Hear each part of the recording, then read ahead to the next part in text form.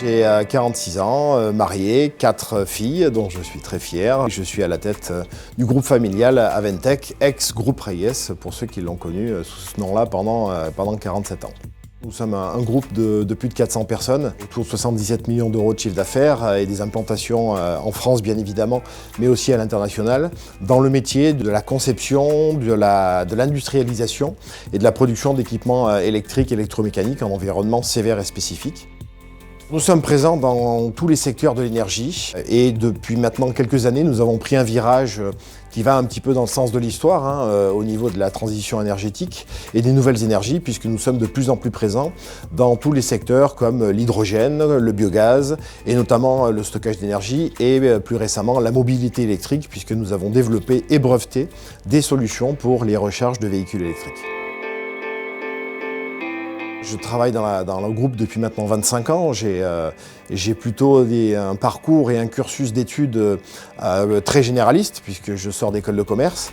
En parallèle, mon premier boulot était le rugby puisque j'ai été professionnel pendant plusieurs années. Donc ça, c'était aussi une expérience très sympa avec des valeurs que j'ai pu retranscrire aussi dans le milieu professionnel. Et donc pendant toutes ces années, j'ai travaillé aux côtés de mon père. J'ai pris la direction d'une de nos filiales pour prendre la présidence du groupe il y a maintenant un peu plus de 10 ans.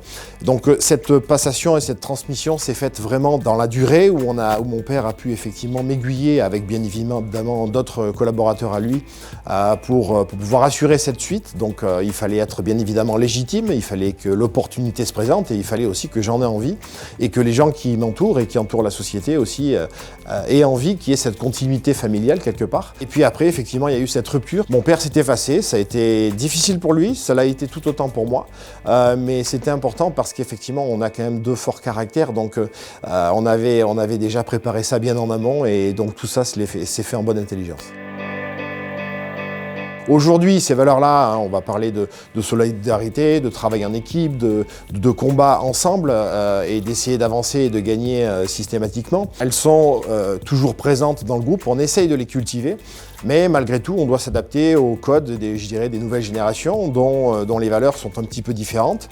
Et la difficulté, la complexité et aussi le challenge d'aujourd'hui, c'est d'arriver à mixer quelque part ces valeurs un peu historiques qui font le socle du groupe avec ces nouveaux codes et qui doivent faire que l'entreprise doit se mettre à niveau d'un point de vue managérial.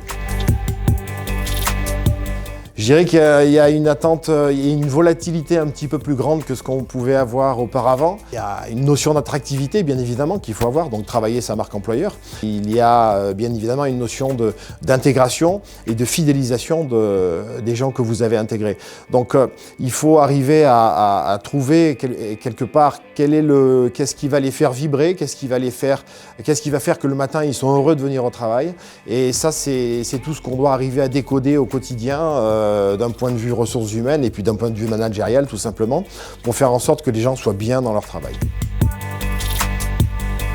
L'ancrage d'Aventec sur le territoire dromardéchois est très important à mes yeux parce que on est dans le cadre de la responsabilité sociétale des entreprises et j'estime qu'une entreprise doit à minima, contribuer au développement et à l'attractivité de son territoire. La plupart des gens qui travaillent chez nous vivent sur le territoire, leurs enfants sont dans des associations culturelles ou sportives sur le territoire.